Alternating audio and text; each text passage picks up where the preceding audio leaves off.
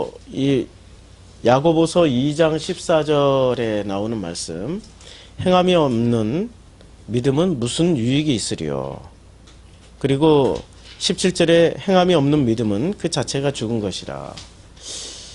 이 말씀에 가장 크게 걸려 넘어지신 분이 있습니다. 그분의 이름은 루터이십니다. 마르틴 루터께서 로마서를 통해서 이분은 믿음이라는 것을 풀어내셨는데, 믿음의 기본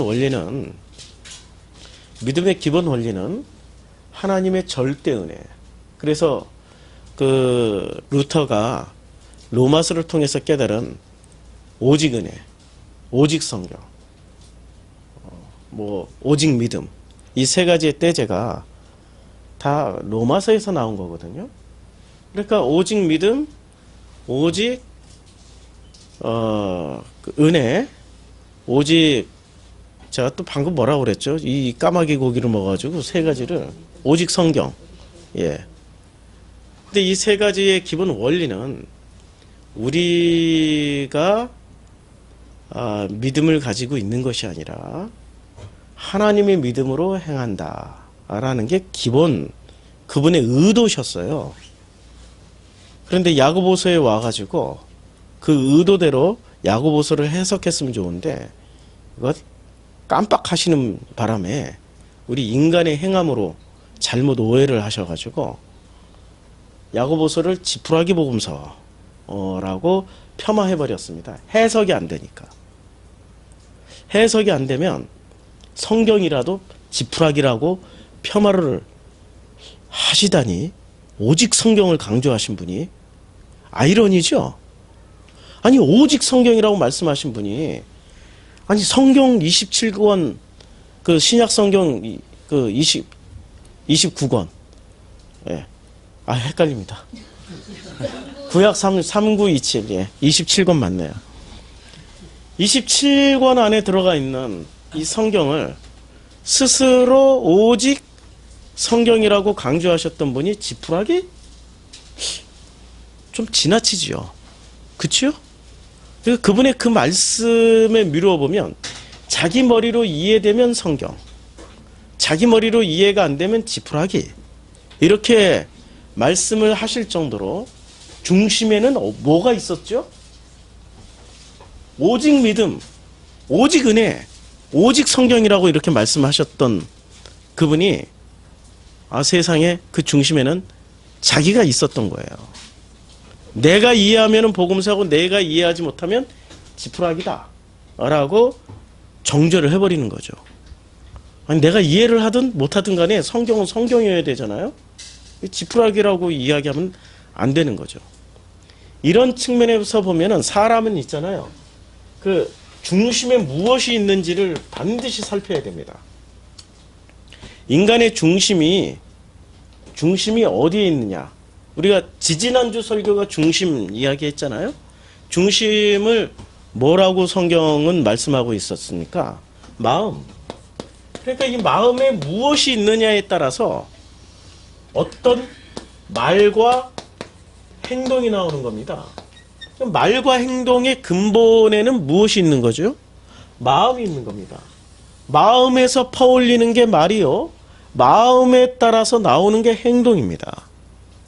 말과 행동의 이전에 무엇이 있다고 우리는 야고보서를 통해서 배웠겠습니까? 딱 하나, 마음입니다. 여러분들 마음에는 무엇이 담겨 있죠? 여러분의 마음에 담겨야 될 것은 딱 하나밖에 없습니다. 하나님 아버지만 담겨 있으면 돼요. 근데 하나님 아버지가 안 담겨 있고 누가 담겨 있어요? 나. 근데 하나님이 이것을 아시고 하나님과 나가 담겨, 그래 어차피 너희는 너희를 뽑아낼 수가 없어.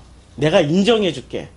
그래서 너희와 아버지와 아들과 성령님이 하나 된 것을 전부 다 뭐라고 말씀하고 계시죠? 우리. 그러면 이제는 우리 마음속에서는 뭐가 나와야 돼요? 우리의 뜻이 나와야 되는 겁니다. 우리의 마음이 나와야 되는 거죠. 근데 우리의 뜻과 우리의 마음에서 나오는 말과 행동은 어떠해야 되는지를 지금 야고보서가 설명을 해주고 있습니다. 14절부터 26절까지. 자, 내 형제들아, 만일 사람이 믿음이 있노라 하고, 믿음은, 그래서 이 믿음은 뭐죠? 믿음은 피스티스입니다. 그냥 헬라어로 보면은 믿음은 피스티스인데, 행함 있는 믿음, 엘곤, 이게 행함, 피스티스, 믿음. 이 믿음의 정체에 대해서 우리는 확인을 좀 해야 되겠죠. 도대체 믿음은 뭡니까? 믿음은 내가 중심이 돼서 믿어주는 게 믿음입니까? 아니면은 우리가 함께 믿는 것이 믿음입니까? 이제 우리 성도님들은 수준이 올라오셔가지고 이게 되는 거예요. 함께, 우리가 함께 믿고 있는 것이 믿음이죠. 나 혼자 내가 주체가 돼서 내가 믿어주는 게 믿음이라고 생각하면 결코 안 됩니다. 내가 중심이 돼서 내가 믿고 내가 행동을 하면은 결론은 어떻게 되냐면은 지쳐서 아웃돼 버려요. 지쳐서 가다가 쓰러진다니까요. 지쳐서 가다가 쓰러지는 그 믿음을 가진 사람들에게 예수님이 오셔서 마태복음 11장 28절에 이렇게 말씀하고 있죠. 수고하고 무거운 짐진 자들아 다 내게로 와. 내가 너희를 편히 쉬게 해줄게.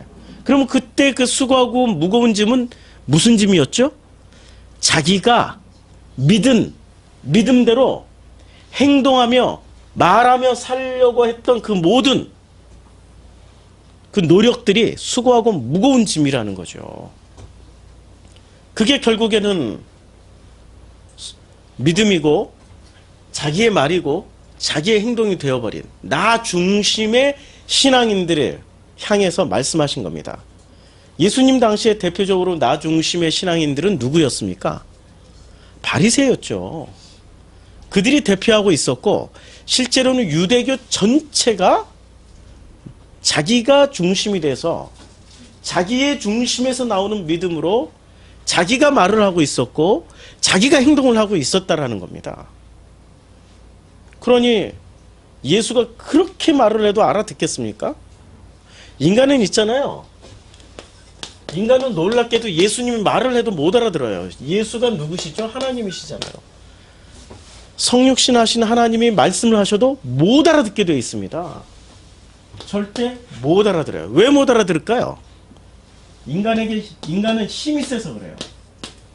힘이 엄청나게 셉니다. 어느 정도로 힘이 세냐면 너무 힘이 세니까 모두를 사랑하리. 인간의 기본 속성은 희한하게 하나님의 형상을 넣어줬는데 하나님의 형상 중에 가장 큰 장점은 뭐죠? 제일 큰 표현은 뭐죠? 하나님 형상의 제일 큰 표현은 사랑이죠. 사랑. 이 인간은 끊임없이 사랑에 대한 욕구가 사랑받고 싶고 사랑하고 싶어요. 사랑받고 싶고 사랑하고 싶다니까요. 심지어는 정말로 그 모든 사람들에게 물어보세요. 언제가 제일 행복하냐고. 사랑받을 때 행복하다고 그러잖아요. 그리고 또 언제가 행복하냐고 물어보면 사랑할 때 또 행복하다고 그러잖아요.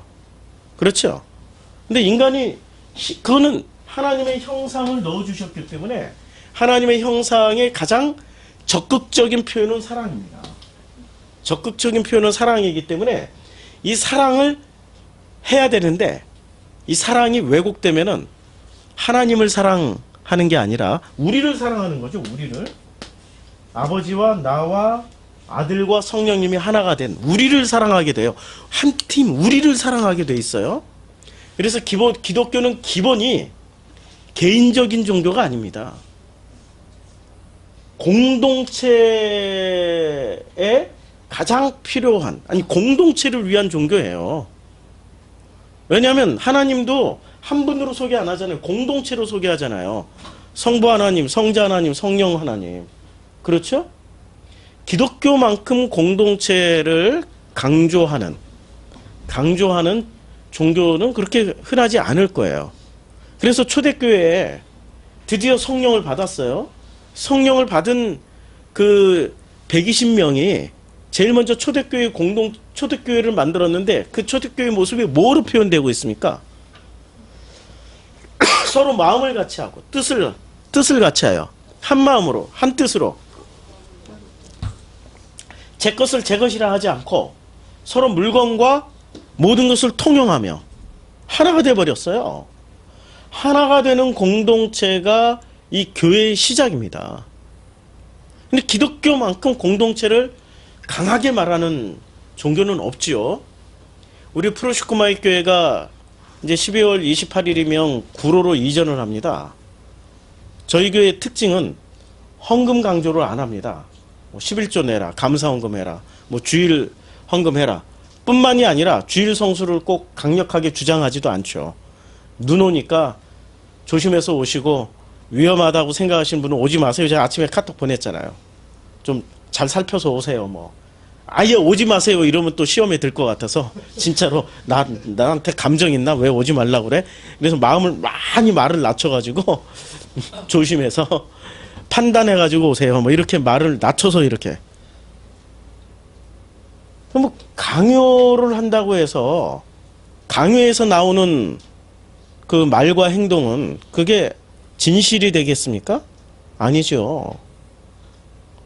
그냥 강요하지 않은 데서 강조하지 않는 데서 나오는 게 그게 진심이지 않습니까?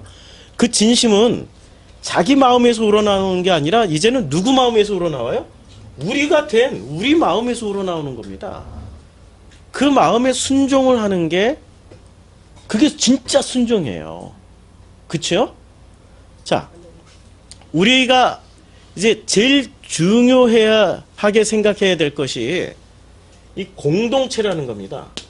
그러니까 우리라는 것은 기본이 공동체인 거죠. 우리 프로시코마이 교회라고 우리는 공동체가 된 거예요. 아버지의 품 안에서 하나가 된 사람들의 모임, 그 공동체. 그런데 사람은 힘이 얼마나 센지 공동체에 누군가를 인정하기 싫어해요. 자기 혼자 돋보이고 싶어 한다니까요. 꼭 자기 이름을 내고 싶어하고 자기라는 존재가 꼭 부각되어야 되는 걸로 이렇게 생각을 해요. 제가 목회를 지금 30년째 하고 있는데요.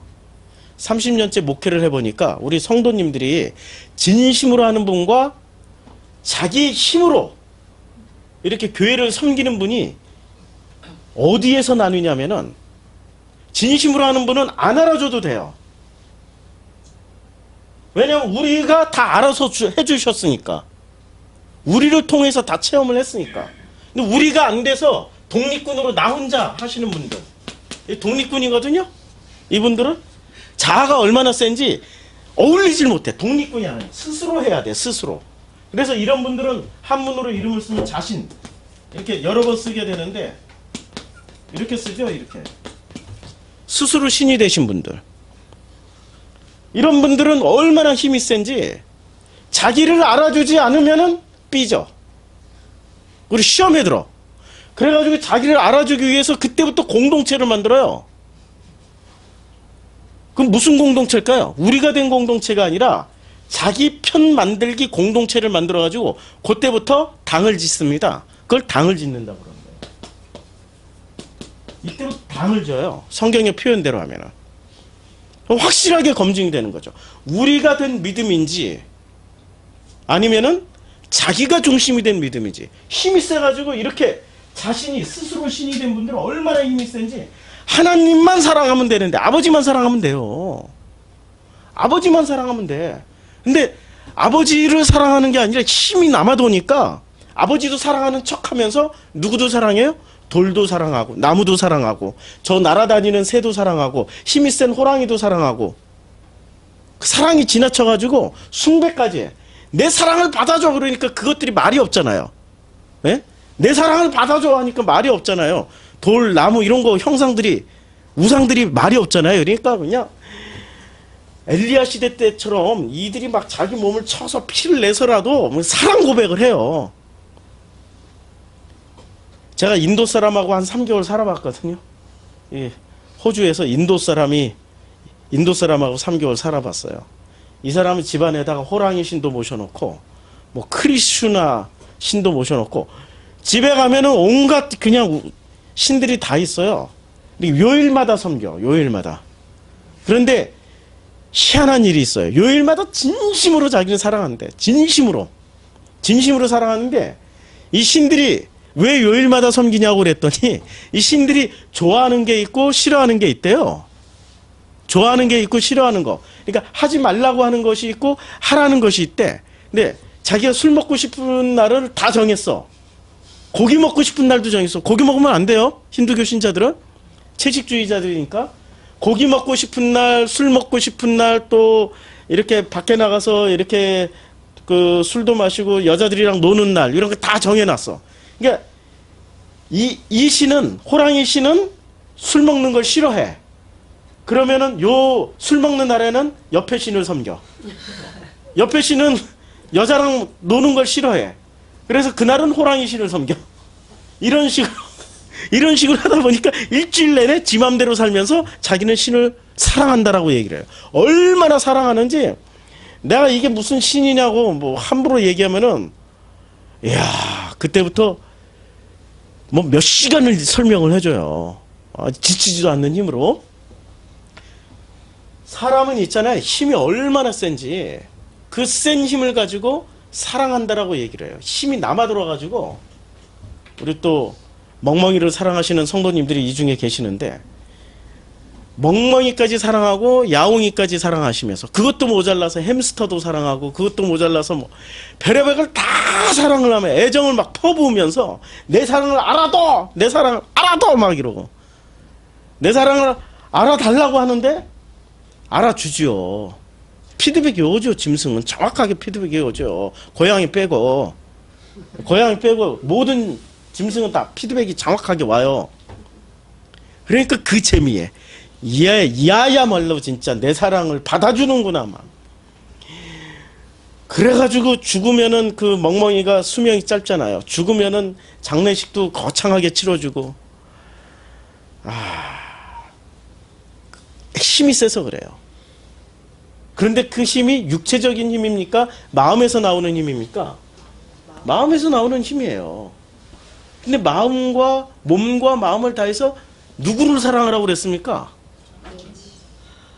아니, 몸과 마음을 다해서 주 너야 하나님 아버지를 사랑하고, 그리고 내 이웃을 내 몸처럼 사랑하라고 그랬단 말이에요. 그러니까 이 마음 중심에는 먼저 사랑해야 될 대상을 예수님이 오셔서 누누이 가르쳐 주셨어요. 멍멍이부터 사랑하라고 가르쳐 주신 거 아니죠. 돌과 우상부터 사랑하라고 가르쳐 주신 거 아니죠. 뭐부터 사랑하라고 그랬어요? 하나님 아버지, 그리고 이웃. 자, 하나님 아버지, 우리가 되면은 제일 먼저 뭐부터 사랑하게 돼 있어요? 우리 안에는 하나님 아버지가 있고, 하나님, 그리고 우리 안에는 나가 있고, 예수님 있고, 성령님 있고. 가장 가까운 이웃은 누구세요? 나의 가장 가까운 이웃은 하나님 아버지와 예수와 성령님이시죠. 그렇죠. 가장 가까운 이웃부터 사랑하면은 이 사랑이 어떻게 돼요? 흘러넘쳐요. 누구한테 흘러넘치니까? 하나님의 형상을 가진 내 이웃들에게 흘러넘치게 돼 있어요. 마음은 이제 참 이제 안 좋은 마음을 가지고 사람을 대해봐요. 사람은 있잖아요. 귀신같이 알아요. 아유, 사랑해. 응? 여보, 사랑해. 귀신같이 안 되니까. 저놈이 입술로는 나를 사랑한다고 말은 해도 마음 중심은 하나도 사랑 안 하고 있구나. 어? 저놈이 내 얼굴만 사랑하고 있구나. 응? 기특한 거. 내가 인정해주지. 뭐 이렇게 생각할 수도 있겠죠. 그런데 진심은 어디서 나와요? 마음에서 나오기 때문에 아무리 위장하고 아무리 거짓으로 이야기를 해도 그 마음은 들통나게 돼 있습니다. 다른 건 다 속일 수 있어도 마음은 속일 수 없어요. 한 길 물속은 알아도 한 길 사람 속은 모른다라는 속담이 있잖아요. 사람 속은 몰라요? 근데 같이 살아보면 알아요. 아니, 같이 사는 사람 속을 왜 모르겠어요? 같이 살아보니까 뭐가 나와요? 그 사람 속에서 나오는 게, 그 사람 마음에서 나오는 게 말과 행동이 나오는데, 이 말과 행동은 말과 행동으로 다 들통나게 돼 있어요. 들통 안 나려고 이 10년을 말과 행동을 속이고 살았더라. 그러면 반드시 드러나는 부작용이 있습니다. 뭐로 드러날까요? 뭐 병이 생겨요. 좌우지간. 온갖 병이 생깁니다.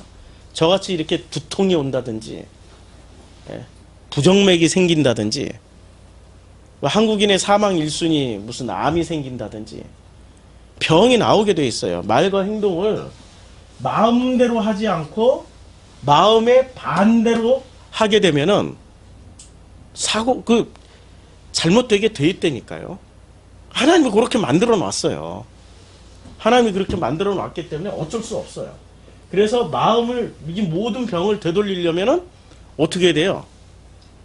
모든 병을 되돌린다 그러면 요새는 자연 건강식품을 찾아가지고 현미식을 먹고 고기를 얼마나 먹고 무슨 운동을 얼마나 해야 되는지 맞죠? 그렇게 해야 되죠. 근데 제일 먼저 뭐부터 바꿔 먹어야 돼요? 마음부터 바꿔 먹으면 돼요. 마음부터 바꿔 먹으면 성경이 나온 대로 900살 살아요. 안 믿어지시나 보네. 성경을 안 믿고 계시네. 성경을 믿으셔야지 제가 설교하는데 힘이 나는데. 성경이 나온 대로 무드셀러처럼 산다니까요. 이렇게 무드셀러의 마음이 얼마나 편안했어요. 마음이 편안하니까 제일 오래 산 거 아니에요. 그렇죠? 마음의 문제로 보면 아주 심플하게 이해가 되는 거죠. 아브라함도 176세까지 살았고 모세도 120세까지 얼마나 건강하게 살았어요. 마지막 죽기 직전까지 느보산까지 올라갔잖아요. 120세 올라갔다니까요. 등산을 해요. 등산을. 아니 북한산 올라가는 것보다 느보산 더 힘든데 신해산에 80세 막 90세 신해산에 올라갔는데 신해산 높이가 백두산 높이만큼 돼요. 2400m. 더 높아요. 그런데 올라갔다 내려왔다 하시는 분이세요. 그러니까 우리가 그 수명이 우리가 뭐 이렇게 작다고 그거 걱정하지 마세요. 이 마음을 회복하면은 심지어는 900살을 사는 게 아니라 어디까지 살 수 있어요? 아, 그럼요. 영원히 살 수 있어요. 마음대로 살 수 있으니까. 영원히 살 수 있어요. 마음대로 살 수 있으니까. 이게 바로 영생의 비밀이에요. 마음을 회복하시면 돼요. 그런데 그 회복하는 가장 첫 번째 출발점이 어디죠? 예, 우리를 회복하는 거예요. 우리. 하나님과 나와 아버지와 성령님이 하나가 되는 그 우리, 같은 마음을 가지는, 같은 뜻을 가지게 되는 그 우리를 회복하면은 이게 가능해지는 겁니다. 그런데 우리를 회복하려고 봤더니 걸림돌이 있어요. 제일 먼저 걸림돌이 이 믿음이라는 거, 피스티스의 주체가 누구냐 이거죠. 우리는 믿음의 주체를 전부 다 누구라고 생각했어요? 나라고 생각하고 있었잖아요. 심지어는 이 나라고 생각했던 사람 중에 한 분이 누구셨냐면은, 그걸 파악하신 분이 누구셨냐면은 고린도전서 13장 2절에 말씀하고 있는 이 바울이 그렇게 파악을 했어요. 고린도전서 13장 2절에 이렇게 말씀하고 있습니다. 내가 예언하는 능력이 있어 모든 비밀과 모든 지식을 알고, 또 어떤 믿음이 산을 옮길 만한 모든 믿음이 있을지라도, 이 믿음은 그러면 진짜 믿음이에요? 가짜 믿음이에요? 산을 옮길 만한 믿음이라고 그랬으니까. 아니 예수가 뭐라고 그랬어요? 너희 가운데 겨자씨만한 믿음이 있으면 이 산을 들어 저 바다로 가라고 그러면 바다로 가고. 그렇죠? 그러니까 지금 이 말씀은 바울이 이야기할 때 이 말은 팩트예요. 지금 팩트입니다. 산을 옮길 만한 모든 믿음이라고 그랬으니까 이 믿음은 진짜 믿음이에요? 가짜 믿음이에요? 산을 진짜로 옮길 만한 믿음이라고 그랬으니까 진짜 믿음이에요. 그런데 그런 믿음이 있을지라도 무엇이 없으면, 사랑이 없으면 내가 아무것도 아니요. 그러니까 세상에 믿음에는 뭐가 있어야 된다는 얘기예요? 아무리 산을 옮기고 아무리 기적이 일어나고 아무리 죽은 자 일어나고, 심지어는 날마다 주님이 오셔서 환상과 무슨 음성으로 자기에게 메시지를 주신다 할지라도 무엇이 없으면? 그러니까 믿음이 먼저예요, 사랑이 먼저예요? 사랑이 먼저죠. 그러니까 겨자씨만한 믿음을 먼저 구할 게 아니라 무엇부터 구해야 돼요? 네, 사랑을 먼저 구해야 되는 거죠. 그런데 그 사랑의 첫 번째는 뭐예요? 내 하나님 여호와를 내 몸과 같이, 아니 하나님을 먼저 사랑하고, 지금 부자 청년에게 말씀하셨고 부자 관원에게 말씀하셨단 말이에요. 사랑하는 방식은 가장 큰 계명이 뭡니까?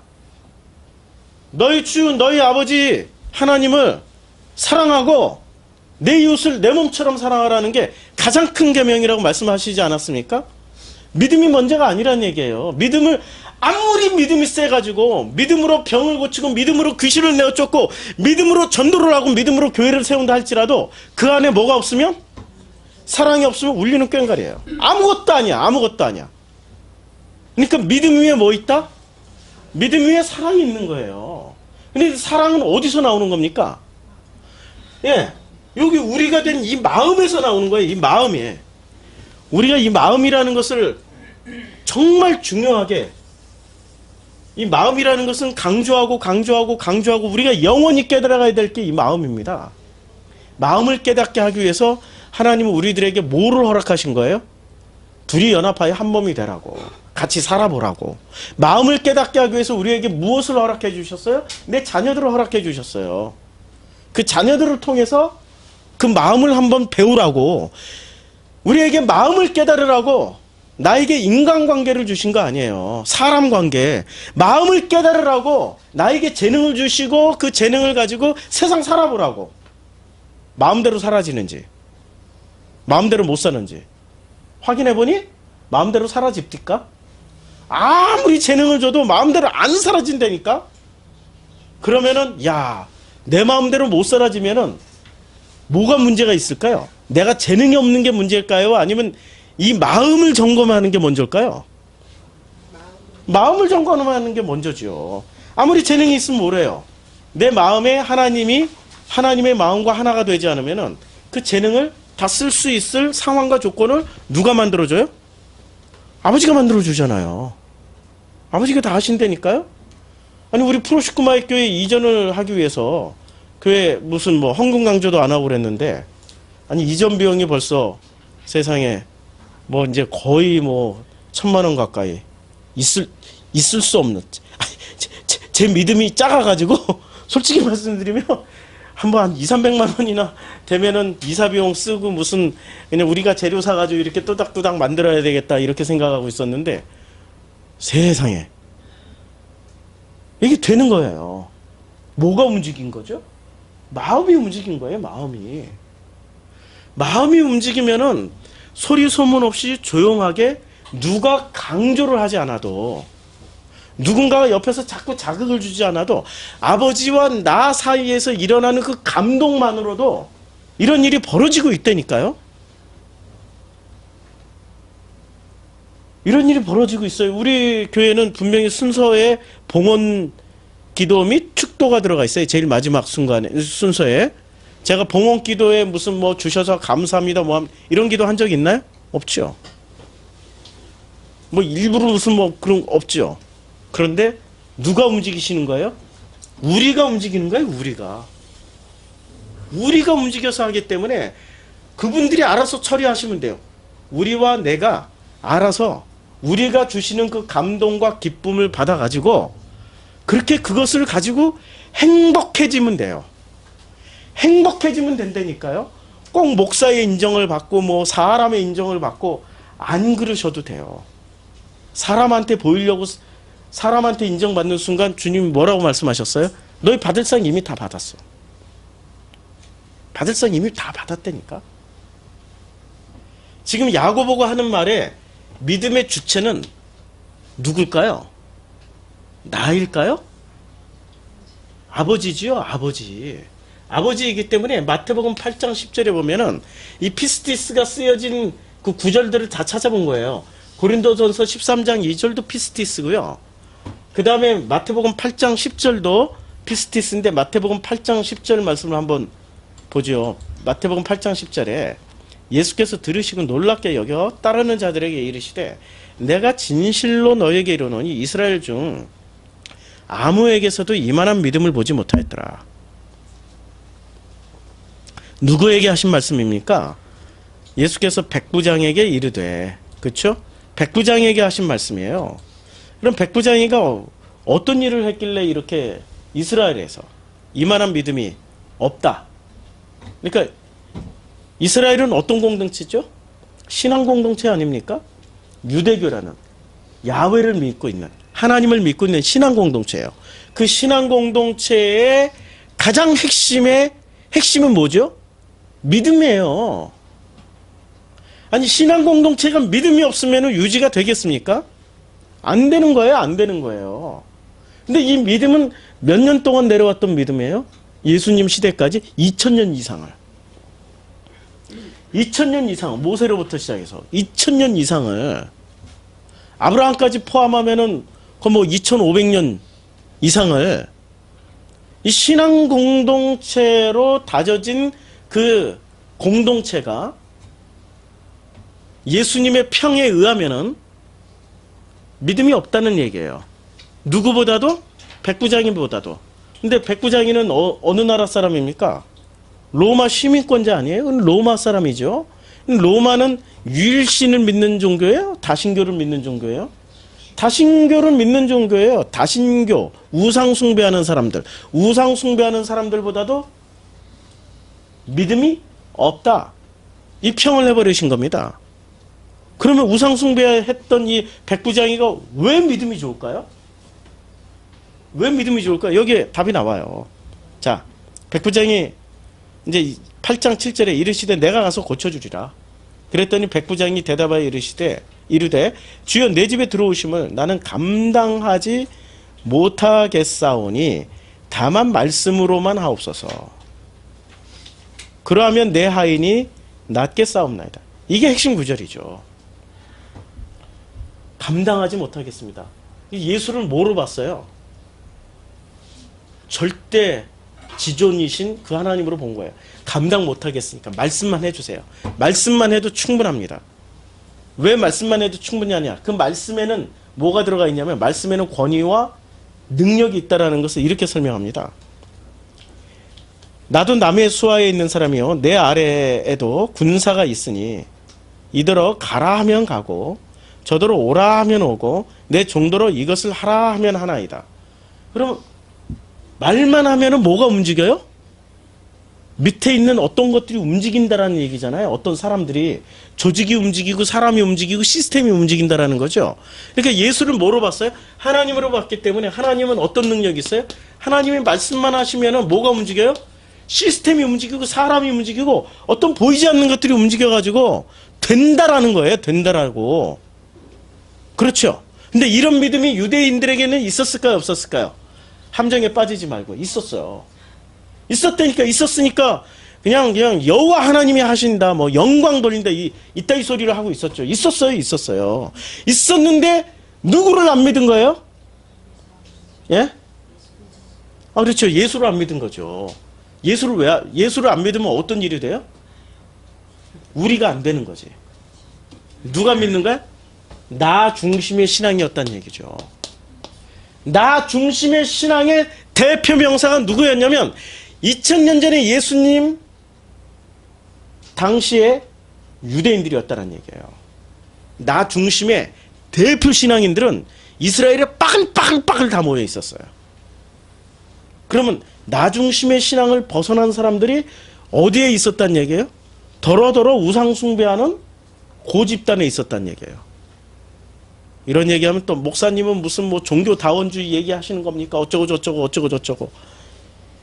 그런 분들은 그냥 유일신 종교이신 알라를 차라리 믿으세요. 유일신. 절대 거기는 그냥 유일신입니다. 저처럼 얘기하면 바로 사형당해요. 바로 사형당해요. 성경이 나오는데 지금 우상 숭배하는 사람이 그 유대교보다도, 이게 예수 종교 아니에요. 지금 여긴 유대교예요. 유대교예요. 유대교. 유일신을 믿는 유대교보다도 더 믿음이 좋다라고 말씀하고 계세요. 그러니까 나 중심이 아니라 누구 중심이었어요? 하나님 중심이었죠. 자, 마태복음 9장. 지금 마태복음 8장, 9장은 전체가 믿음장입니다. 믿음장. 마태복음 9장에 1절에서 6절에 보면 이런 얘기가 나오죠. 이제 중풍병자 이야기가 나오는데, 중풍병자가 이제 그 베오로사 그 침상에 누운 중풍병자를 사람들이 데리고 와요. 9장 2절에. 예수께서 그들의 믿음을 보시고, 이게 피스티스고, 중풍병자에게 이르되 작은 자야 안심하라, 내 죄 사함을 내가 받았다라고 말씀하고 있어요. 그러니까 어떤 서기관들이 속으로 이르되 이 사람이 신성을 못 오가더라. 무엇을 못 오게요? 왜 신성을 못 오간다고 그랬죠? 아니, 죄 사함을 줘버렸으니까. 죄 사함은 누구만 준다라고 생각을 해요? 하나님. 하나님. 그런데 예수는 왜 죄 사함을 줄 수 있었을까요? 그들의 믿음이에요? 아니면은 중풍병자의 믿음이에요? 중풍병자를 포함한 그들, 몽땅. 그들의 믿음을 보셨어요. 중풍병자에게 이르시되, 그러면 앞에 9절하고 앞에 8장하고 유대인 중에 너만한 믿음 없다고 그랬는데, 여기서는 그 백부장이만한 믿음은 아닐지라도, 이제 전제의 조건이 그렇게 되겠죠? 백부장이만한 믿음은 아닐지라도 죄사함을 받을 수 있는 믿음을 보신 거예요. 그들의 믿음을 보실 때 믿음은 어디에 담겨 있죠? 물어봅시다. 믿음은 어디에 담겨 있습니까? 믿음이 담겨 있는 그릇, 믿음의 그릇은 어디죠? 마음이죠. 이 마음이야말로 믿음의 그릇입니다. 믿음의 그릇인데, 이 그릇 안에 뭐가 담겨 있어야 돼요? 보화가 담겨 있어야 되죠. 모든 질그릇 안에는 어떤 그릇이든지 그 그릇 안에는 성경에 따르면은 획일적으로 하나만 담아야 돼요. 뭘 담아야 돼요? 보화만 담아야 돼요. 근데 이 보화의 정체는 뭐죠? 금, 동, 다이아몬드, 루비, 사파이어 이런 게 보화인가요? 아니죠. 뭐가 담겨 있어야 돼요? 예? 하나님, 아버지, 너가 아니라 나, 예수, 성령님이 담겨 있으면 이게 바로 보화예요. 이게 보화라니까요. 루비, 사파이어, 귀한 가치관 이런 게 보화가 아니에요. 진짜 보화는 이거예요. 내용물은 다 똑같아. 그릇 생김새는 다 달라. 어떤 그릇은 예쁜 보석함으로 담을 수 있고, 어떤 그릇은 저같이 질그릇같이 이렇게 투박한 되지만 뭔가를 이 보화를 담을 수 있는 거죠. 서로 다른 거예요. 그렇지만 겉은 달라도 뭐는 똑같아요?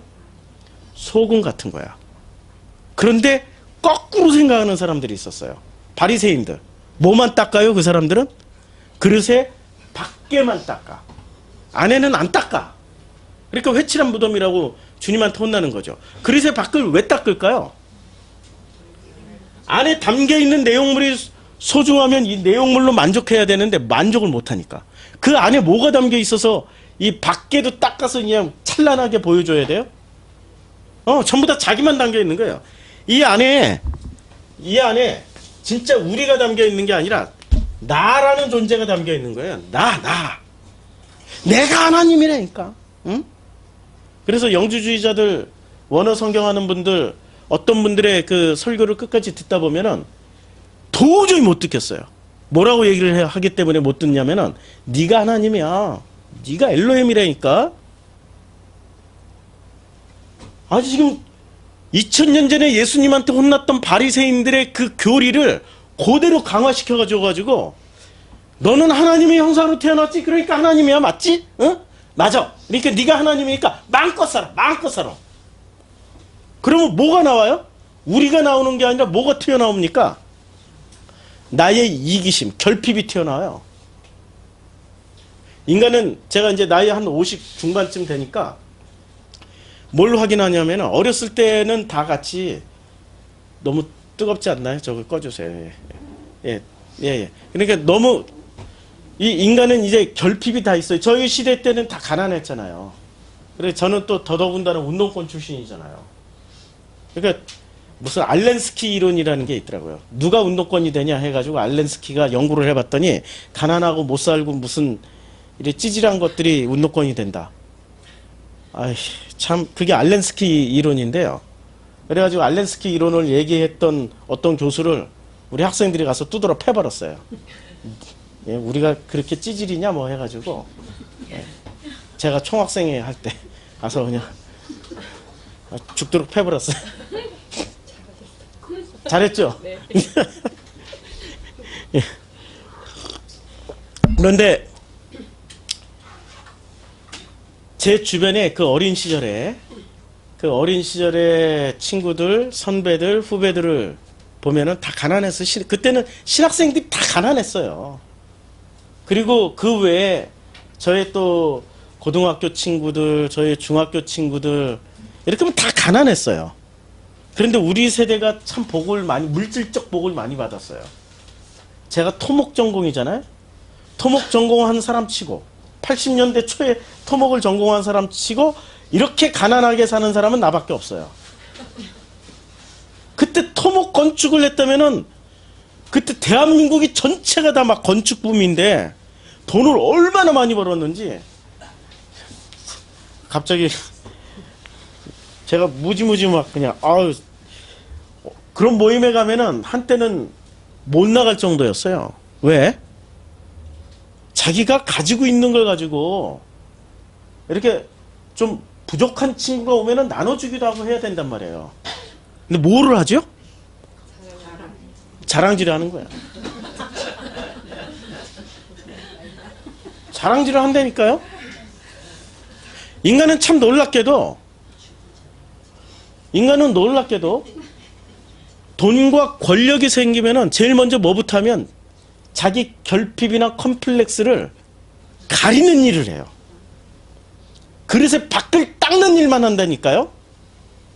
그릇에 밖을 닦아가지고 나 이런 사람이야 이러고 막 이렇게 만났다면은 제가 한 20년 전에 친구들 20년 전에 이제 한참 막 아파트 짓고 대한민국의 아파트 붐이 일어날 때 모였다면은 얘기 듣기가 너무 힘들어. 자기 34평으로 갔다고 그러고 무슨 자기는 60평 갔다고 그러고 토목 건축을 했으니까 얼마나 게다가 또 그거 공사하면 하나 그냥 거저 준다고 그러고 나는 그때 집이 그 목회하느라고 부목사 생활하느라고 집도 없이 사택으로 있다가 갑자기 방 빼라고 그래가지고 쫓겨나야 되는 그런 형편에 제가 그런 모임을 나갈 수 있겠습니까?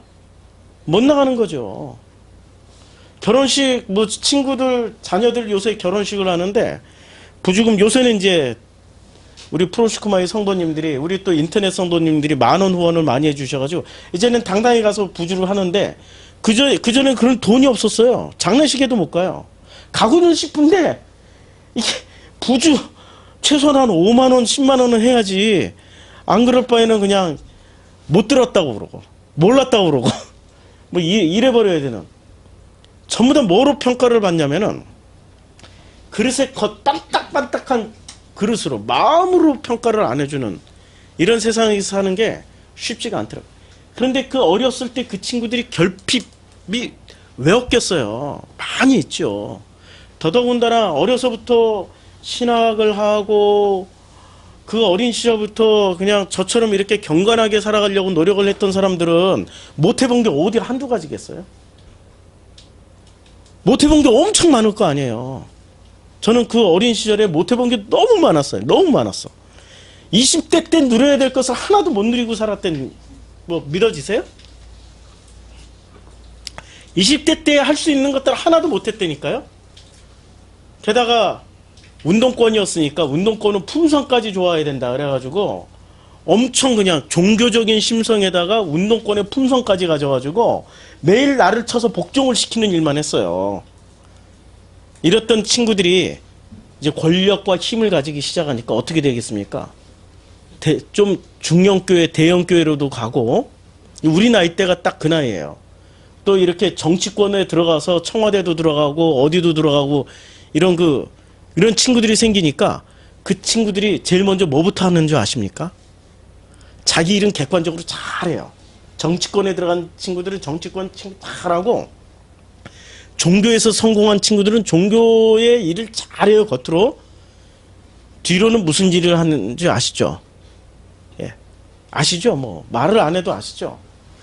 20대 때 자기를 쳐서 복종시켰던, 그래서 못했던 이 짓거리를 고 나이 때 다 하고 있어요. 남모르게. 그럴 바에는 차라리 그냥 20대를 마음껏 살으세요. 성경에 나와 있잖아. 청년이여 내 젊은 날을 즐거워하며 내가 마음에 원하는 대로 마음껏 살아. 전도서 11장 9절. 의심나면 찾아서 읽어보세요. 마음껏 살으라니까. 마음껏 살아. 그런데 마음껏 살지만 단서 조항이 있습니다. 그러나 내 뒤에 심판하시는 하나님이 있다는 거 꼭 기억해라. 근데 그 심판하시는 하나님이 누구냐 이거죠. 그 심판하시는 하나님이 정말로 눈을 부릅뜨고 너 그거 하면 안 돼? 그거 하면 안 돼? 그거 하면 안 돼라고 간섭질 하시면서 심판하실까요? 아니죠. 뭐로 심판을 하세요? 너 동기와 출발점이 뭐였냐 이거야. 너였어? 아니면은 우리였어? 이거 보신다는 얘기예요. 출발 동기가 너야 우리야? 그렇죠? 우리여야 되는 거예요. 우리여야 돼. 우리면은 다 할 수 있어요. 그런데 문제는 이제 우리로 드디어 나는 우리가 됐다고 했는데 내 습성은 뭐가 남아 있습니까?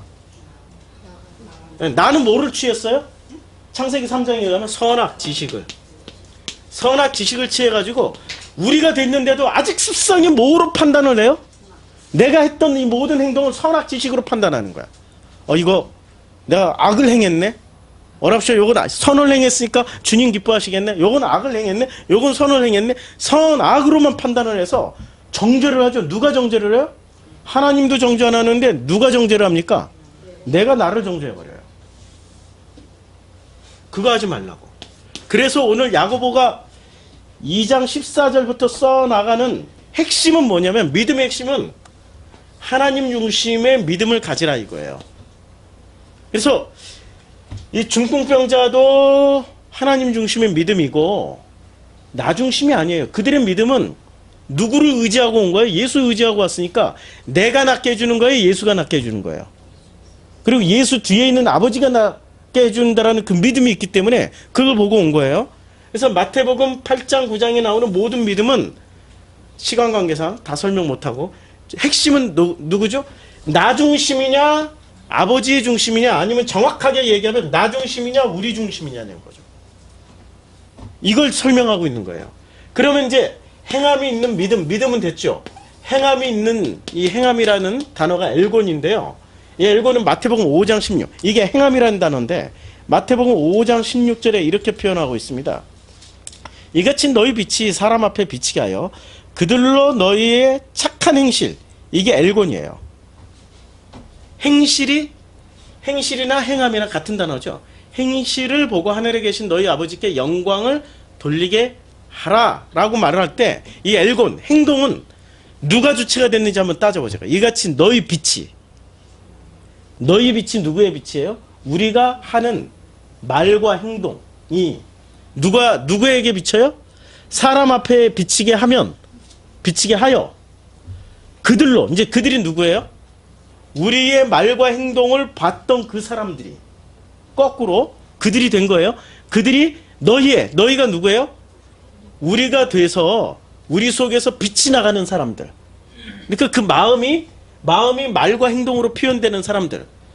너희의 행실을 보고 누가 판단을 하세요? 하늘에 계신 너희 아버지께 그들로 너희 착한, 이걸 무슨 행실이라고 그래요?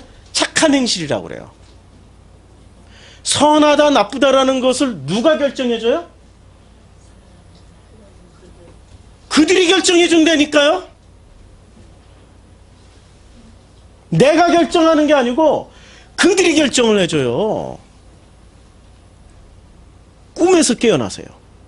내가 나를 판단하는 순간 나는 지금 어느 위치에 가 있어요? 내가 하나님 위에. 심판자는 오직 하나님 한 분밖에 없어요. 심판하시는 분은. 그런데 하나님도 심판 안 하는데 누가 심판을 해요? 내가 나를 심판해요.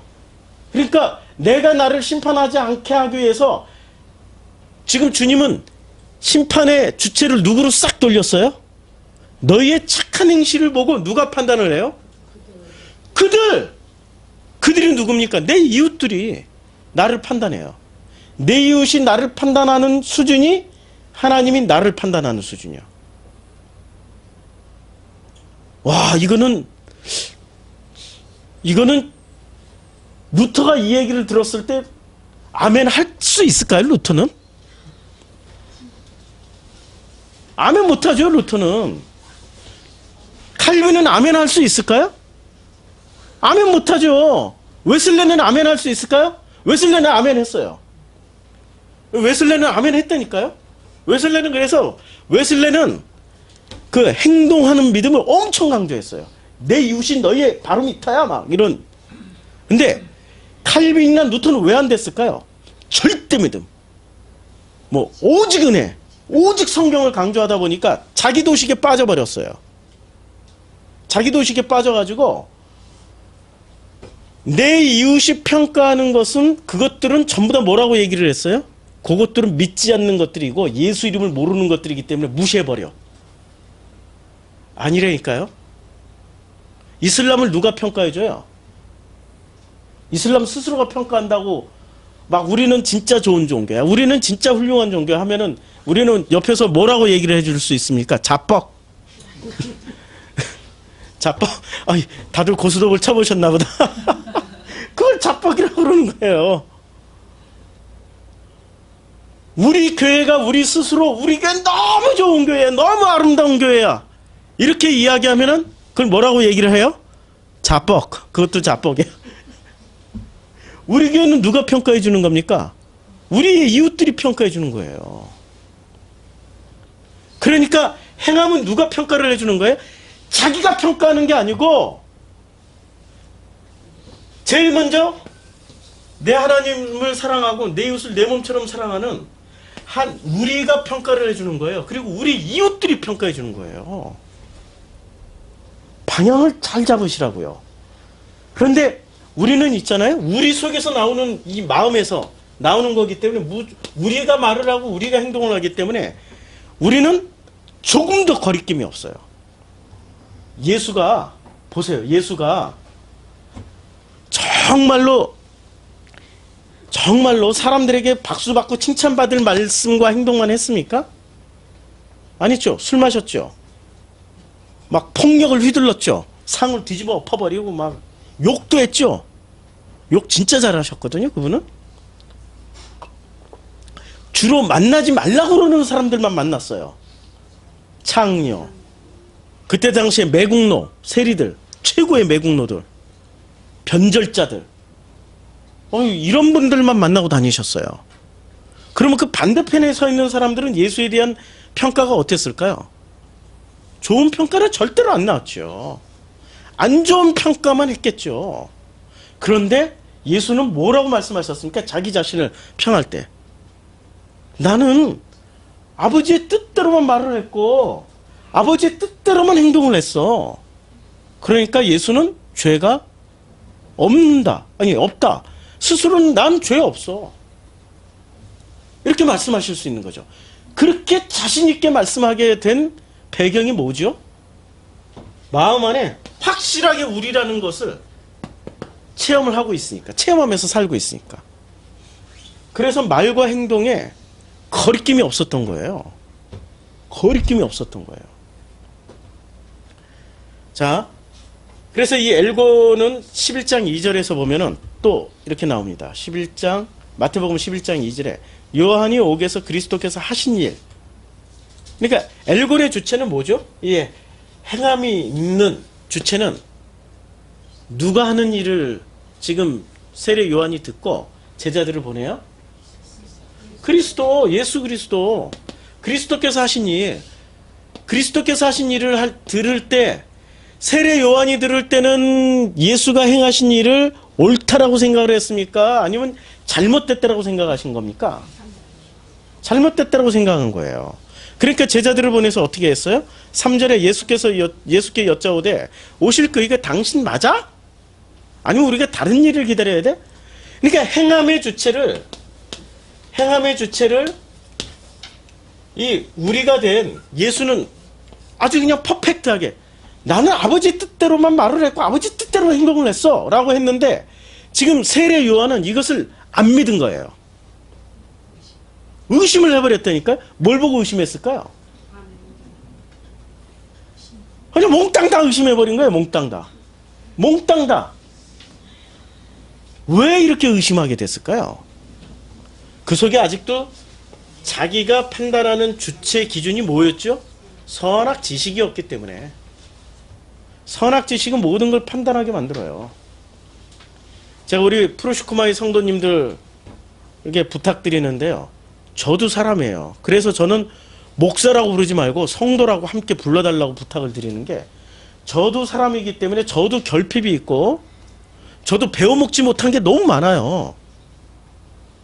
저는 우아하고 럭셔리한 삼성 가문에서 태어난 사람이 아니고 우아하고 럭셔리한 무슨 청와대에서 태어난 사람이 아니기 때문에 어린 시절에 그런 화법이나 어법, 예의 범죄를 배우질 못했어요. 그냥 동네 산동네에서 맨날 이렇게 어디 야 패싸움 하러 가자 그러면은 우 몰려다니고 이런 동네에서 살았어요. 말과 행동이 상당히 거칠어요. 어린 시절에 못 배우니까 나중에 나이 먹어서 배우려고 그러니까 그게 정이 안 붙어. 그냥 어린 시절에 했던 게 정이 붙어. 말도 막 거칠게 나올 수밖에 없고 행동도 거칠 수밖에 없거든요.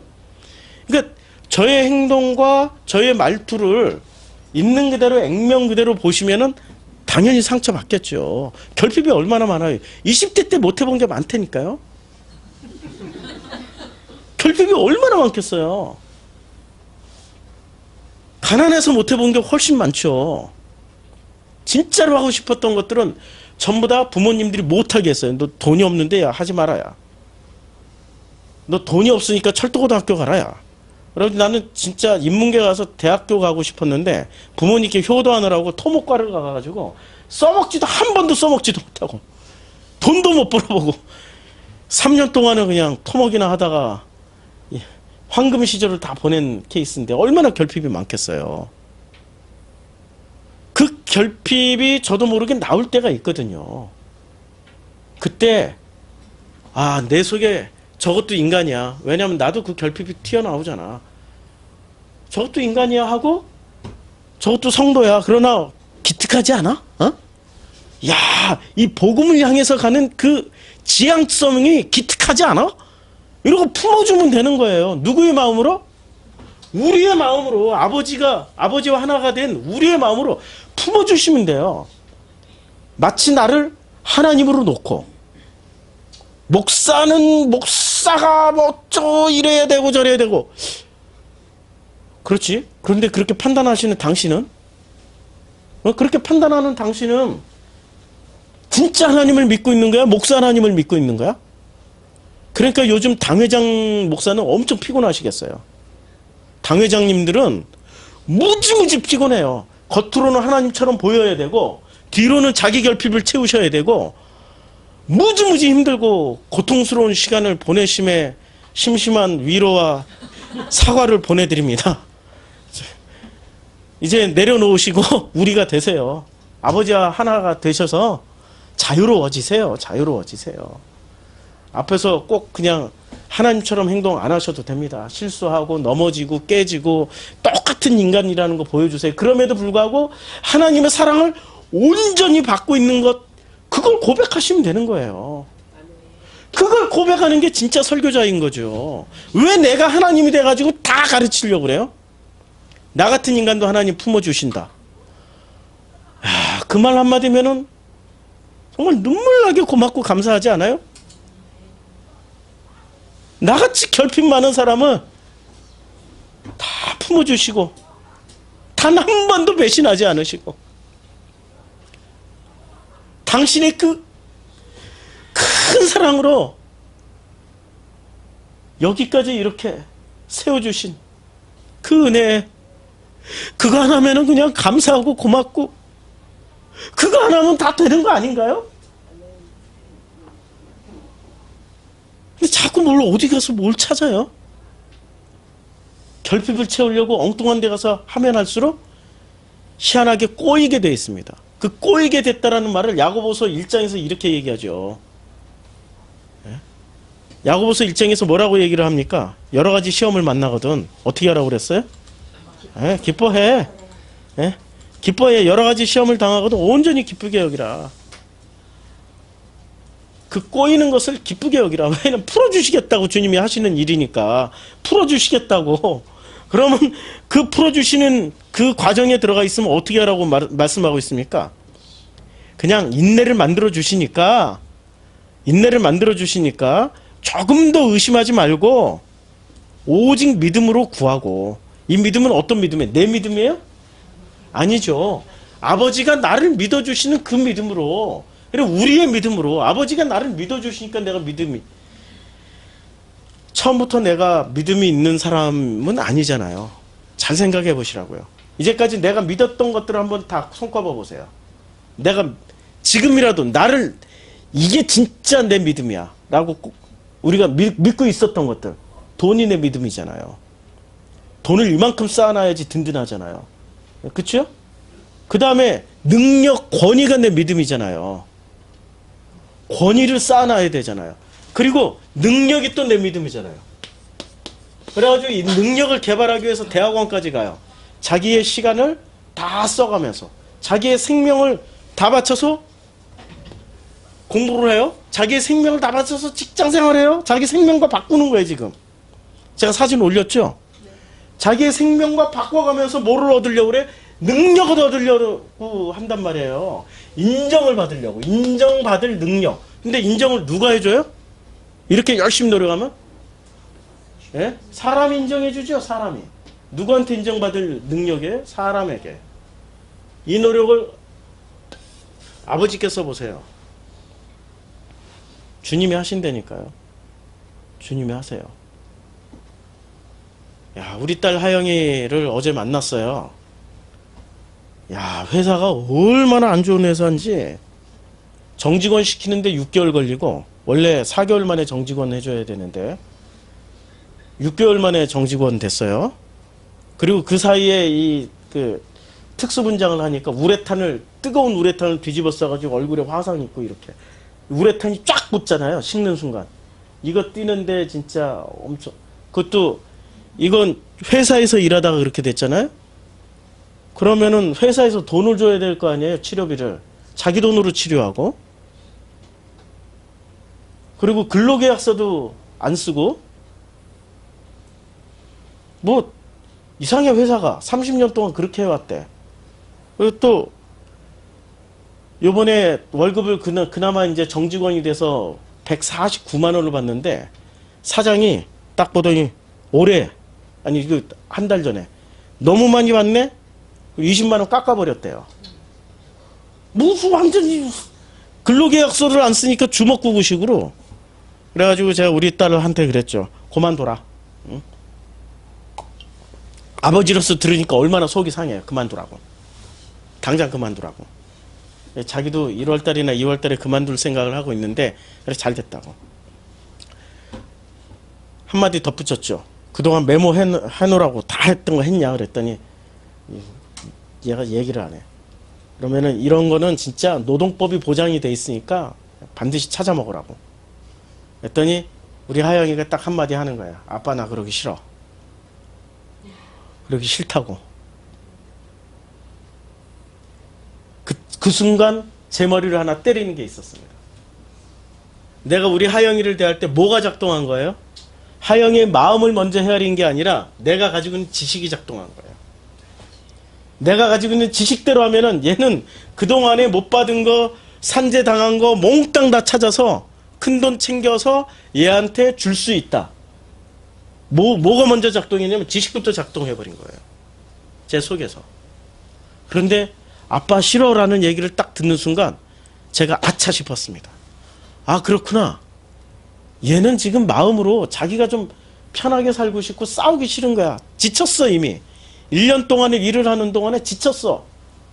그리고 그 30년 동안 수많은 직원들에게 이렇게 해왔던 노하우를 다 알고 있는 사람이고 자기도 지친 거야. 더 이상 하기 싫은 거야. 이제 쉬고 싶은 거야. 아, 내가 마음을 먼저 헤아리지 않고 내가 가지고 있는 정보, 이 지식을 가지고 얘한테 뭔가를 해주려고 그랬구나. 어제 만나서 미안하다고 그랬어요. 미안하다. 내가 생각이 잘못됐다. 너 마음부터 내가 헤아려주지를 못하고 내가 가지고 있는 지식부터 풀어냈구나. 우리가 하고 있는 말과 행동의 대부분은 있잖아요. 사실은 출발점이 어디에 있냐면은 이 엘곤 피스티스, 행함이 있는 믿음, 엘곤 피스티스의 대부분은 어디서 출발하는지를 봐야 되는 거죠. 선악에서 출발하고 있는지 아니면은 생명에서 출발하고 있는지를 보셔야 되는 거죠. 어디서부터 출발하고 있습니까? 우리는 엘곤 피스티스, 우리의 행함 있는 믿음, 선악 지식입니까? 아니면은 그 옆 한 나무, 이 생명에서 출발하고 있으니까 생명의 또 다른 표현은 뭐죠? 이게 사랑이에요. 아틀란타 복음학교 때 무지 많이 말했죠. 생명은 근본이고 생명의 표현은 사랑이에요. 우리가 뭐로 표현하고 있습니까? 선악, 행함 있는 믿음, 엘곤 피스티스가 선악 지식으로 바탕이 된, 이거는 철저하게 나 중심이에요. 내 딸이니까. 이게 나 중심이야. 내 딸이라니까. 그런데 생명, 사랑으로 보니까 아버지가 내 딸에게 귀한 마음을 주셨구나. 자기가 감수하겠다는데, 자기가 그걸 다 받아들이겠다는데 그 마음이 얼마나 이쁘고 아름다워요. 그냥 그 마음을 품어주고 그 마음을 감싸주면 되는데, 저도 오랜 습관을 가진 이 선악 지식 속에서 살아가고 있는 인간이기 때문에 착각을 했던 거죠. 우린 다 이렇게 살지 않나요? 그런데도 하나님은 끝까지 지향성을 가지시고 우리를 품고 나가시는 거예요. 그게 사랑 아닌가요? 그 사랑을 체험하면 그 사랑대로 내 이웃을 헤아리면 되는 거예요. 내가 알고 있는 지식으로 먼저 판단하지 말고 마음을 먼저 읽어보시라고. 마음을. 그러면 그 마음을 읽고 표현하는 순간 뭐가 살아나요? 사랑이 피어나기 시작합니다. 사랑이 피어나기 시작해요. 그래서 야고보서 2장 14절에 내 형제들아, 만일 사람이 믿음이 있노라 하고 행함이 없으면, 이 행함은 어떤 행함입니까? 철저하게 생명으로부터 출발된 우리의 마음 안에서 나오게 되는 믿음이 행함이 있는 믿음이에요. 행함이 없으면 어떻게 돼요? 이런 행함이 아닌 선악 지식도 행함을 하게 해요. 그렇죠? 이게 더 강력하게 행함을 하게 만듭니다. 선악 지식이. 더 강력한 행동을 한다 할지라도 아무 유익이 없다는 겁니다. 이런 믿음은 자기를 구원할 수도 없어요. 왜 자기를 구원하겠느냐라고 말을 했죠? 중심이 나니까. 나 중심의 선악 지식이 발동이 돼서 엘곤 피스티스라면은 구원조차도 없다는 얘기예요. 왜? 네가 누릴 거 다 누렸잖아. 심판자가 돼서 다 심판하고, 네가 심판자가 돼서 다 두드러 패고 다 했잖아. 너는 이 세상 마음껏 즐기다 왔잖아. 받을 상 다 받았잖아. 너는 구원 끝. 그런데 이 생명이 바탕이 돼서 엘곤 피스티스, 행함 있는 믿음을 하게 되면 어떻게 되겠습니까? 그때부터 15절이 시작됩니다. 만일 형제나 자매가 헐벗고 일용할 양식이 없는데, 형제나 자매가 일용할 양식이 없어요. 일용할 양식이 없는데 너희 중에 누구든지 그에게 평안히 가라, 덥게 하라, 배부르게 하라 하면은 그 몸에 쓸 것을 주지 아니하면 무슨 유익이 있으리요? 이와 같이 행함이 없는 믿음은 그 자체가 죽은 것이라. 그러면 이제 잘 보세요. 만일 자매나 형제가 자매가 헐벗고 일용할 양식이 없어요. 여기서 일용할 양식은 뭐냐면, 일용할 양식을, 이 양식이란 단어가 트로페입니다. 이 일용할 양식은 어디서 나올까요? 네, 주기도문에 나오는 단어하고 트로페가 똑같아요. 마태복음 6장 25절에 우리에게 일용할 양식을 주시옵시고, 이게 바로 트로페입니다. 그럼 우리 이 일용할 양식은 뭐를 말씀하고 있는 거예요? 우리가 된 우리들의 양식이에요. 우리가 아닌 사람들에게는 이 양식이 필요치 않죠. 양식엔 두 가지가 있잖아요. 양식에는 어떤 양식이 있습니까? 양식의 두 가지. 예?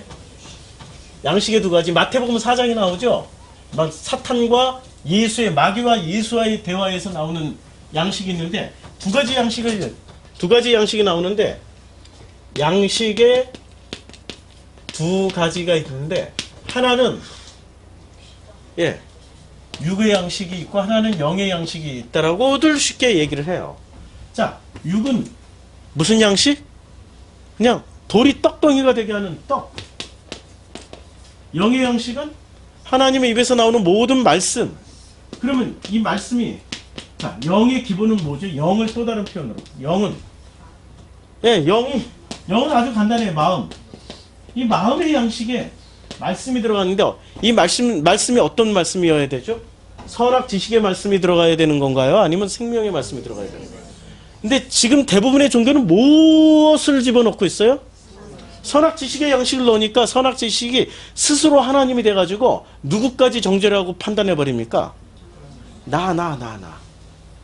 나까지 판단하고 내가 그 기준을 지켜냈다는 자신감을 가지고 하나님도 판단해 버려요. 그런 잔인한 하나님이 어디 있어 막 이러고. 잔인한 하나님이 어디 있어.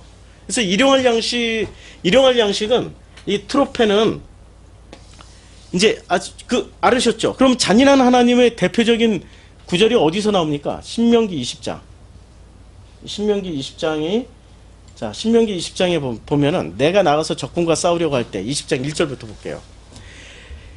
말과 병과 백성이 너보다 많음으로 볼지라도 그들을 두려워하지 말라. 애굽 땅에서 너를 인도하여 내신 내 하나님 여호와께서 함께 하실 것이라. 너희가 싸울 곳에 가까이 가면 제사장은 백성에게 나아가서 고하여 그들에게 말하여 이르기를 이스라엘에 들어라. 너희가 오늘 너희의 대적과 싸우려고 나왔으니 마음에 겁내지 말고 두려워하지 말며 떨지 말며 그들로 말미암아 놀라지 말며 너희 하나님 여호와는 너희와 함께 행하시며 너희를 위하여 적군과 싸우시고 구원하실 것이라 할 것이라. 이렇게 이제 쭉 읽어보면은, 자, 여기서 가장 큰 문제가 되는 내용이 이 구절입니다. 자, 화평이에요. 만일 그 성읍이 이제 우리가 가나안 땅으로, 지금 가나안 땅으로 들어가는 그 성읍이 만일 화평하기로 회답하고 너희를 향하여 성문을 열거도 그 모든 주민들에게 내게 조공을 바치고 너를 섬기게 할 것이요. 이제 종으로 삼으라는 뜻이죠. 종으로. 근데 만일 이 12절에 너와 화평하기를 거부하고 너를 대적하여 싸우려 하거든 너는 그 성읍을 에워쌀 것이며 내 하나님 여호와께서 그 성읍을 내 손에 넘기시거든 너는 칼날로 그 안에 남자를 다 쳐 죽이고. 와, 이런 구절들이 드디어 이제 뭐가 시작되는 거죠? 쳐 죽이라고 그랬으니까. 문자 그대로 보면은 쳐 죽여야 되잖아요. 문자 그대로 보면은 어떤 종교가 되는 거죠? 잔인한 종교가 되는 거죠.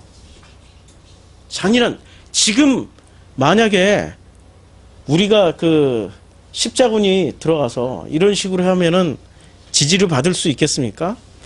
다 쳐 죽인데 IS가 이렇게 사람들 그냥 처형하는 장면만 봐도 분노가 치밀어 오르는 게 우리들인데, 그러면 안 되겠죠. 그래서 14절에 보면 너는 오직 여자들과 유아들과 가축들과 성읍 가운데 있는 모든 것을 너를 위하여 탈취물로 삼을 것이며. 그러니까 남자들은 다 죽이고 여자, 아이, 가축 이런 것은 뭐로 삼아요? 탈취물로 삼을 것이며. 와, 이건 진짜 이 구절 그대로 읽으면은 어떻게 될까요? 도둑놈 집단이 되는 거죠. 그렇죠?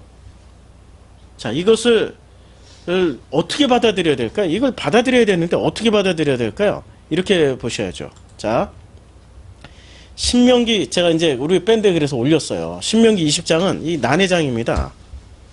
그래서 이 1절에서 3절까지는 객관적 전략이 안 되는, 지금 이게 가나안은 있잖아요. 가나안은 지리적 위치가 굉장히 중요한 지리적 위치를 가지고 있습니다. 이 가나안이라는 땅 자체가, 가나안이 지금 이스라엘 땅이잖아요. 여기가 지중해, 여기가 유럽, 여기가 아프리카, 여기가 그 사우디아라비아 반도. 잘못 그렸지만 이해를 좀 해주시고요. 여기가 가나안 땅입니다. 가나안 땅인데 여기가 지금 이스라엘이 된 거죠. 바다로 들어오든 육지로 가든 여기서 여기에 큰 나라가 어느 나라가 있었어요. 바벨론, 페르시아 뭐 이런 나라들이, 아시리아가 있었죠. 여기에 큰 나라가 애굽이 있었죠. 이집트가 있었죠. 여기서 여기서 힘을 키우면 어디를 먹고 싶어요? 이집트를 먹고 싶어하고, 이집트에서 힘이 세지면 이쪽 아시리아, 바벨론, 페르시아를 먹고 싶어요. 근데 가는 길이 희한하게 딱 한 군데밖에 없습니다. 어디를 통해서 가야 돼요? 여기를 통해서 가야 돼요. 여기를. 이스라엘 땅, 지금 가나안 땅을 통해서 가야 돼요.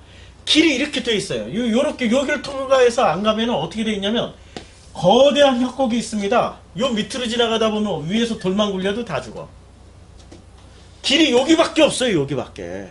이게 이 거대 문명과 거대 문명을 이을 수 있는 유일한 통로가 요 땅이에요.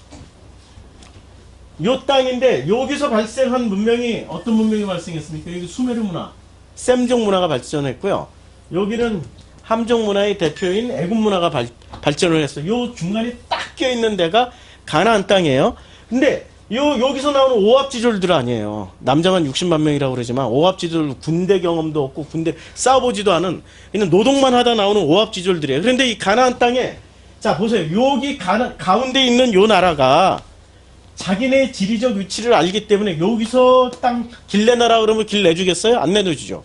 여기서 길 내주라 그러면 안 내주죠.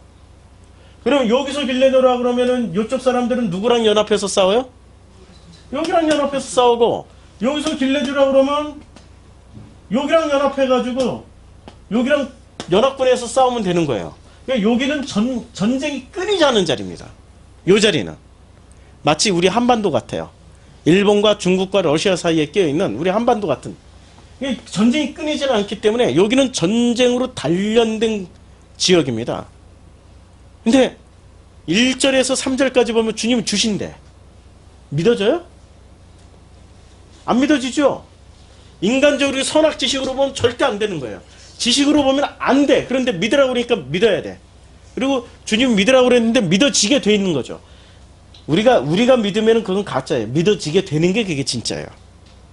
살아가는 것도 가짜야. 사라지게 돼 있어요. 그냥 살게끔 돼 있다니까요. 믿어지세요? 믿어지시죠? 살게끔 돼 있는 게. 만약에 내가 주체가 돼서 내가 살아간다 그러면 그거는 이제 20대 때는 그냥 살아가셔. 괜찮아. 마음껏 살아봐야 돼. 그래서 나이 한 40쯤 돼서부터는 아 내가 살아가는 게 힘들구나. 사라지게 되는 거구나. 이걸 체험해야 돼요. 자, 그래서 5절에서 9절까지는 이제 객관적인 열쇠의 병력임에도 불구하고 병사들을 이렇게 다시 돌려보내요. 5절 9절 한번 볼까요? 5절에서 9절 사이에 보면은 자 5절에서 9절 사이에 자 어떻게 말을 하냐면은 8절에 마음이 허약한 자가 있느냐? 그는 집으로 돌아가.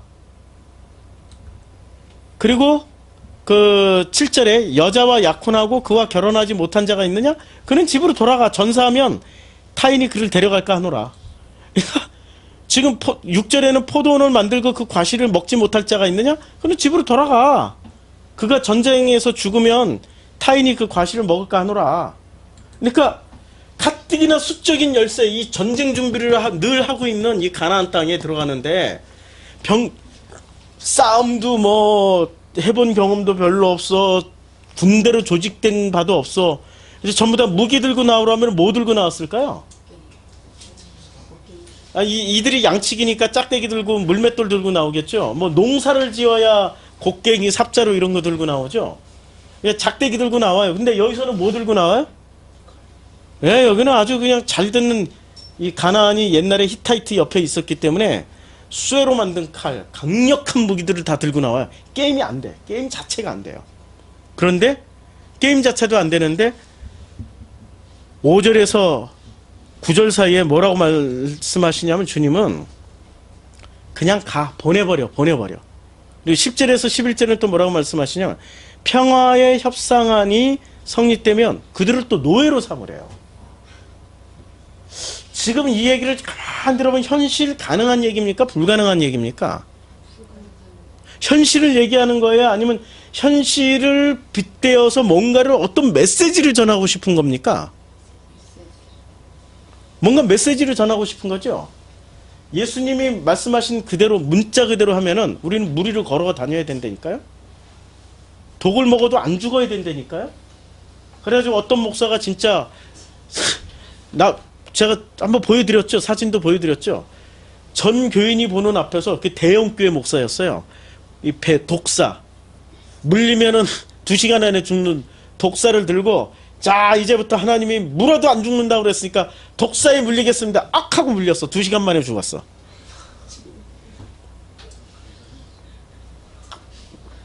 문자 그대로 믿음 보지 말라는 얘기죠.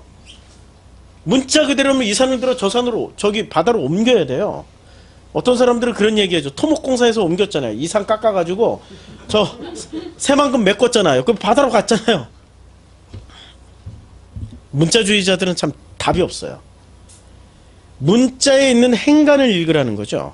그래서 평화협상안이 성립되면은 그들을 노예로 삼으라고 그랬는데 이 노예의 의미는 도대체 뭘까요? 그 다음에 평화협상을 거부하면 다 죽이라고 그랬단 말이에요. 여자와 뭐 이런 약탈물을 취하라고 그랬고 그 다음에 전쟁을 하다가 이제 갑자기 아주 여기서는 희한하게 나무가 나옵니다. 나무가 나오는데 마지막에 전쟁 얘기를 하다가 자 너희가 어떤 성읍을 오랫동안 에워싸고 그 성읍을 쳐서 점령하려 할 때는 도끼를 둘러 그곳의 나무를 찍어내지 말라. 이게 지금 나무 얘기를 갑자기 해요. 아니 지금 살고 죽고 하는 얘기를 하다가 왜 갑자기 나무 얘기를 할까요? 그리고 너희가 먹을 것이 될 것이니 찍지 말라.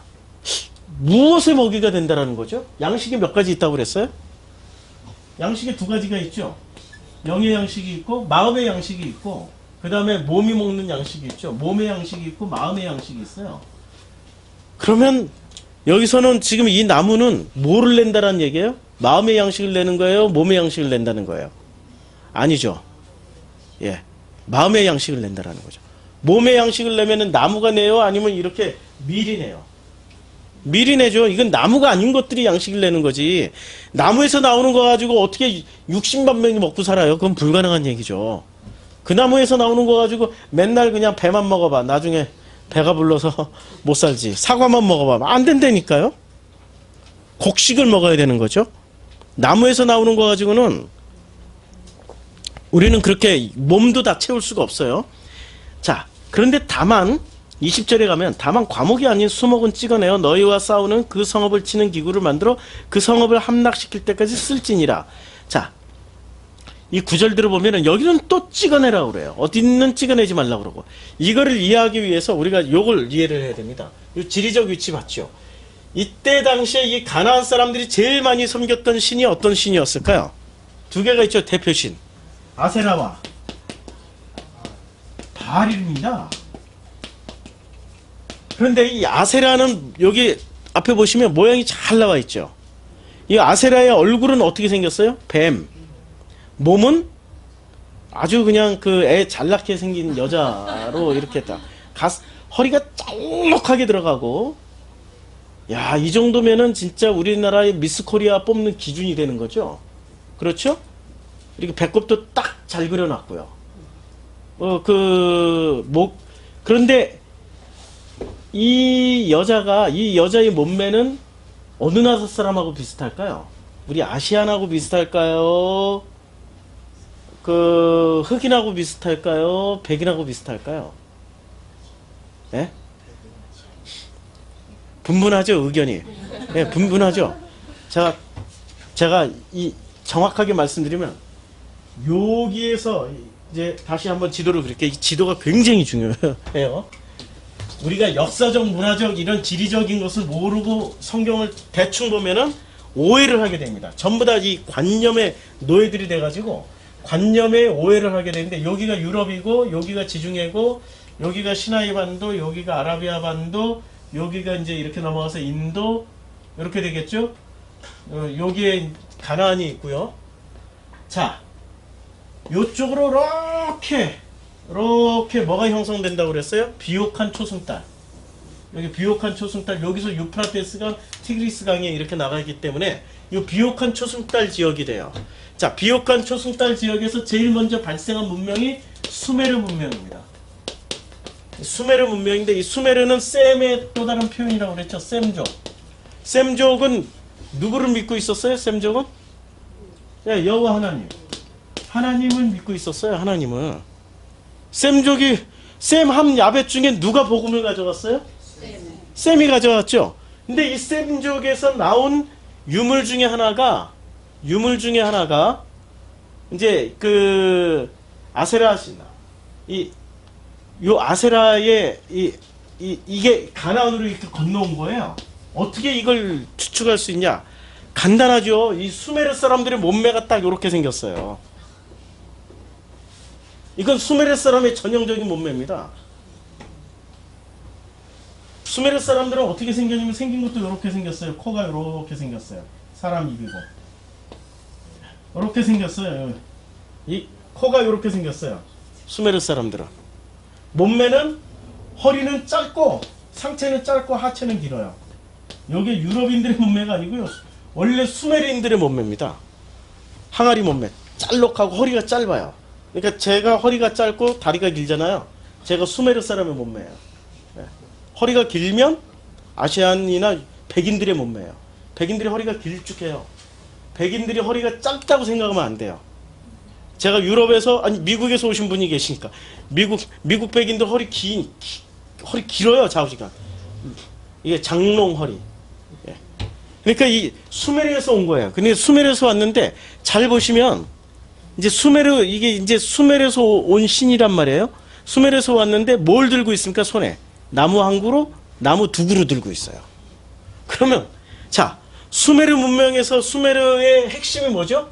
셈족이죠. 셈족은 뭐를 가지고 있었어요? 창세기의 핵심이 뭐죠? 나무 두 그루. 그리고 그 나무 두 그루 중에 하나를 어떻게 했어요? 홀라당 따먹어가지고 쫓겨났죠. 근데 홀라당 따먹었을 때 제일 먼저 만들어서 입은 게 뭐죠? 그래서 요거 빤스를 보세요. 빤스가 나뭇잎 치마잖아요. 그치요?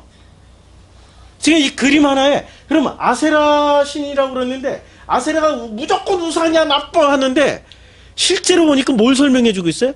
창세기 1장부터 시작해가지고 창세기 3장을 설명해주고 있는 게 아세라 신이에요. 근데 이 아세라 신이 머리는 또 뱀이야. 그러면 자 머리가 뱀이라는 것은 뭘 따먹었다는 얘기예요? 선악과를 따먹었다니까요. 자 선악과를 따먹고 그래서 이게 나뭇잎 빤스를 입고 나무 두 그루를 들고 뭐 하고 있는 겁니까? 만족할까요? 후회하고 있을까요? 지금 후회하고 있죠. 그러니까 요 굴레 안에 갇혀가지고 못 나오는 거죠. 후회하고 있는 거죠. 그렇죠? 자 그러면은 자 이 땅에 들어갈 때 이 땅의 주요 종교가 뭐라고 그랬어요? 이제 수메르인이 있고 이 가나안 땅에 들어갈 때 여기는 지금 가나안 땅에 이 가나안 땅에 들어갈 때 주요 종교가 아세라와 바알은 나의 남편, 나의 하나님이란 뜻이에요. 다 여기서 넘어온 거예요. 수메르에서 넘어왔는데 수메르에서 넘어올 때 그러면 이 종교를 제일 먼저 이 사람들 여기 사는 사람들은 뭐를 숭배하고 있었어요? 이걸 숭배하고 있었죠. 이걸 숭배했으면 본질은 뭐예요? 본질은 생명으로 건너가. 아세라의 본질은 생명으로 건너가 선악 버리고 생명으로 건너가 있는데 이렇게도 해석해버리는 거예요. 자 머리가 어떻게 생겼습니까? 머리 모양을 잘 보면 파라오처럼 돼 있죠. 이렇게 파라오처럼 광채가 나죠. 그렇죠? 그러면은 이 사람들은 이렇게 생겼어. 이제 여기서 살아남으려면 어떻게 해야 돼요? 이 가나안 땅에 있던 사람들이 정치만 잘하면 살아남는 거예요. 외교만 잘하면 여기서 치고 들어오면은 이쪽이랑 편먹고 예? 여기서 쳐들어오면은 이쪽이랑 편먹으면 되는 거예요. 외교만 잘하면 돼요. 그래서 이 사람들은 여기서 지중해로 끊임없이 뻗어나가면서 아프리카나 유럽으로 무역을 하면서 이쪽에서 들어오는 모든 문물을 여기도 공급해주고 여기도 공급해주면서 엄청 부자로 잘 살죠. 엄청 부자로 잘 살았던 대표 인물은 솔로몬이었죠. 요 지리학적인 위치를 이용해가지고 무역을 엄청나게 한 사람 아니에요, 솔로몬이. 바다로 해서 육지로 해서. 그래서 이쪽에 말을 수입해가지고 이쪽에다 팔아먹고 이쪽에 금을 가져와서 이쪽에 팔아먹고 성경이 나오는 얘기예요, 지금. 그렇죠? 그런데 이렇게 하다 보니까 이쪽 종교 섞였고 이쪽 종교가 섞였는데 이 사람들이 사고 기준이 뭐로 바뀌었습니까? 생명으로 아버지 뜻대로 사는 걸로 바뀌었어요? 이 선악 지식으로 사는 걸로 바뀌었어요? 그러니까 이 그림을 어떻게 해석을 해요? 선악을 선택해서 찬란한 광명이 아세라를 만들었다. 이렇게 해버리면은 변질된 복음이죠. 변질된 종교가 되는 거죠. 변질된 종교를 재생산하는 게 누구죠? 남자죠, 남자. 그걸 바알이라고 그래요. 이거 여신이고, 그러니까 여자는 살려놓고, 얘는 맞아, 지금. 이 아세라는 맞대니까? 말하자면은 이 아세라 안에 뭐가 들어가 있어요? 성경이 들어가 있으니까, 얘는 놔도, 아세라는 놔두고, 여자는 놔두고, 남자는 어떻게 해요? 진메라라고. 이제 이해가 되죠? 이제, 그래서 마지막 장면엔 나무가 나오는 겁니다. 나무가. 근데 이 나무는, 그래서 이 신명기 20장의 마지막에 나무가 나오는데, 자, 이 나무는 또 이게 있습니다. 자, 여기 보면은, 여기 보면은, 그림을 잘 보시면은, 자, 요게 나왔던 수메르에 나왔던 그림이에요. 지금 뭐 하고 있는 것처럼 보여요? 날개인데 전부 뭐로 나뭇잎처럼 보이죠? 나뭇잎 날개를 달고 있는 두 천사가 뭐를 지금 갖고 있습니까? 나무 한 그루. 그러니까 수메르의 문화는 철저하게 창세기 1장 얘기를 하고 있어요. 셈족이니까. 네, 그렇죠? 근데 이제 철저하게 창세기를 설명하는데 여기에 누가요? 사자가. 요 사자 갈기털도 나뭇잎으로 그렸죠? 그러니까 전부 다 지금 뭐에 관련돼 있어요? 나무하고 관련돼 있어요. 나무하고. 그러면 나무하고 관련된 이 사람들은 철저하게 나무를 통해서 뭔가를 배워야 되는 거예요. 그래서 배워야 될 나무는 놔두고 배우지 못할 나무는 찍어버리라고 얘기를 하는 거예요. 그러면 나무를 왜 이렇게 강조를 할까요? 자, 이제 나무를 또 이렇게도 표현을 해요. 수메르 문헌에서 나온 이 글입니다. 수메르 문헌에서 나오는 거예요. 나무의 울부짖음과 속삭임을 나는 이해한다네. 하늘의 한숨을 땅과 함께, 시면의 한숨을 별들과 함께. 사람들이 알지 못하는 말을, 땅의 무리들이 알지 못하는 말을. 자, 나무의 울부짖음과 속삭임을 나는 이해한다네. 나무가 뭐를 한다고 그래요? 울부짖음과 속삭임을. 그리고 울부짖음과 속삭임을 누구와 함께 해요? 하늘의 한숨을, 땅과 함께, 시면의 한숨을 별들과 함께. 여기서 나오는 단어가 중요한 게 두 개가 나왔습니다. 뭐가 나왔어요? 울부짖음과 숨. 자, 우린 성령을 뭐라고 그럽니까? 성경에서 히브리어로 루아흐라고 그러죠. 조금 시간이 걸리더라도 여기까지만 하고 마치겠습니다. 성령을 뭐라고 표현하냐면 루아흐라고 그래요. 루아흐의 뜻은 숨, 바람. 그래서 하나님이 하나님께서 하나님이 인간의 형상을 만들고 뭘 불어주셨어요? 숨, 생기를 불어넣어 주셨다고 그랬죠. 그 생기가 루아흐예요. 그러니까 루아흐는 숨으로도 번역이 되고 생기로도 번역이 되고 바람으로도 번역이 돼요. 그럼 나무 사이에, 나무는 이제 드디어 나무가 생명나무일 수도 있고 선악나무일 수도 있어요. 근데 그 나무에 뭐가 불어요? 루아흐가 불어요. 루아흐가 부는데 이 루아흐가 계속해서 불면은 무슨 나무가 돼요? 생명나무가 되고, 바람이 멈추면 어떻게 됩니까? 죽은 나무가 돼요. 죽은 나무. 모든 생명체에서 뭐가 떠나면 죽어요? 욥기에서 말하죠. 하나님의 영이 단숨에 떠나면 너는 죽어. 그쵸? 그러니까 이 루아흐는 뭐하는 게, 숨은 뭐하는 존재예요? 살리기도 하고 죽이기도 해요. 근데 살아나기 위한 조건은 뭐죠? 숨을 쉬고 있으면 살고 있는 거야. 숨을 멈추면 죽는 거예요. 그래서 우리말에 숨이 멎었다, 죽음을 아주 쉽게 표현해요. 우리말이 대단한 말이에요. 죽음이라는 것을 딱 쉽게 표현해요. 숨이 멎었다, 그러면 죽은 거야. 근데 숨을 쉰다, 그러면 살고 있는 거예요. 그럼 우리의 생명은 전부 어디에 관련돼 있어요? 숨에 관련돼 있죠. 숨의 본질은 루아흐라니까요. 예수가 니고데모에게 뭐라고 얘기합니까? 거듭남에 대해서 계속 얘기하다가 주님이 바람이 임의로 불매 너는 어디서 불고 어디서 부는지 알지 못하느냐? 요한복음 3장 한번 가봐요. 요한복음 3장에 이렇게 표현하고 있습니다. 요한복음 3장에 자 주님이 이제 거듭남의 문제를 얘기하다가 이렇게 말씀하고 있죠. 바람이 임의로 3장 8절에 바람이 임의로 불매 내가 그 바람 소리는 들어도 어디서 와서 어디로 가는지 알지 못하나니 성령으로 난 사람도 다 그러하니라. 이 말씀을 제대로 이해할 수 있는 사람이 있어요? 아직도 이해 못하죠. 왜냐하면 성령을 뭐로만 이해를 해서 그래요? 성령을 능력, 어떤 능력, 행함, 뭐 기적 이런 걸로만 이해를 하면은 이 구절 절대 이해할 수가 없어요. 근데 성령을 뭐로 생각해? 루아우로 생각하면 돼요. 바람으로. 바람이 계속 불고 숨을 쉬는 동안에는 우리는 뭐가 계속 통하는 거예요? 생명이 통하는 거죠. 생명이 통하는 거예요. 근데 숨이 멎고 바람이 딱 멈추면은 어떻게 되죠? 우리 대한민국의 서울시의 공기가 대구가 그렇겠네. 대구는 분지라서 드디어 바람이 안 통해. 여름 7월, 8월, 9월까지 바람이 하나도 안 통하고 대구 전체가 바람이 하나도 안 통하고 그대로 있다. 그럼 대구 사람들은 거기서 살 수 있을까요? 못 살죠. 떠나야지. 다른 지역으로 바람이 통하는 지역으로 가야지. 바람이 멈추고 바람이 통하지 않으면 죽게 돼 있다니까요.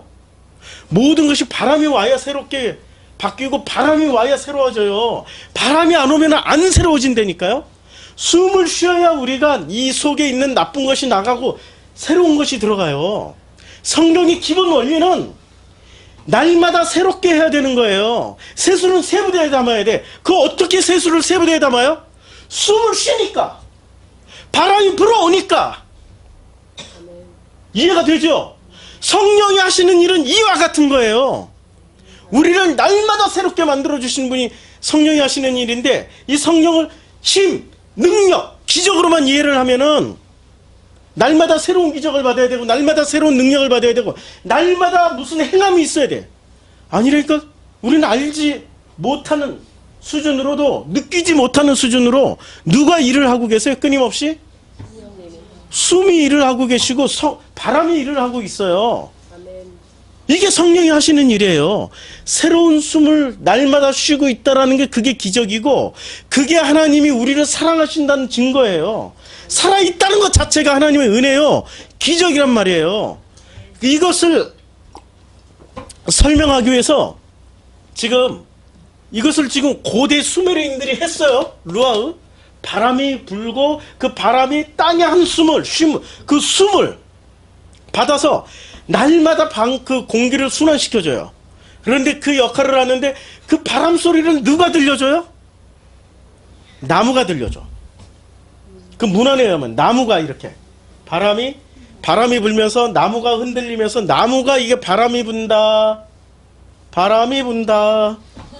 이 뭐 노래 있잖아요. 바람이 불어요. 이소라의 그 바람이 분다. 야, 이소라의 그 노래를 자꾸 들어보세요. 숨소리가 들릴 거예요. 바람 소리가 들릴 거예요. 바람이 있다라는 것을 나무가 알려줘요. 어떤 나무가 알려줍니까? 두 개가 알려주죠. 선악 지식나무하고 생명나무가 알려주는 거예요. 그런데 바람이 끊임없이 불면 우리는 어디로 건너가게 돼 있어요? 선악 지식에서 생명으로. 이렇게 건너간 사람들이 숨을 쉬고 살고 있는 이 숨 쉬고 사는 이 현장, 여기가 어디죠? 우리의 살아가는 이 역사의 현장이에요. 우리의 살아가고 있는 이 현실이란 말이에요. 이 현실에서 무엇을 느끼라는 거예요? 아, 내가 바람이 불면서 선악지식에서 생명으로 건너가고 있구나. 주님이 우리를 섬기시네. 그럼 이 행함은 누구의 행함이에요? 나의 행함인가 아버지의 행함인가? 아버지의 행함. 당연하죠. 우리들의 행함이죠. 그렇죠? 아버지가 행하신다니까요. 나를 이렇게 바꿔내시는 부단히도 쉬지도 않고 전 지구적으로 단 한순간도 바람은 안 쉬어요. 아시죠? 어디든 바람은 불어. 어디든 바람이 불게 돼 있다니까요.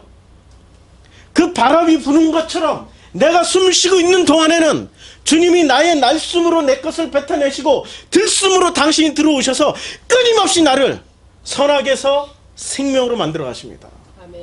지식에서 사랑으로 건너가게 하십니다. 아멘. 나라는 존재에서 우리라는 존재로 끊임없이 깨닫게 해주십니다. 언제? 숨 쉬고 있는 동안에.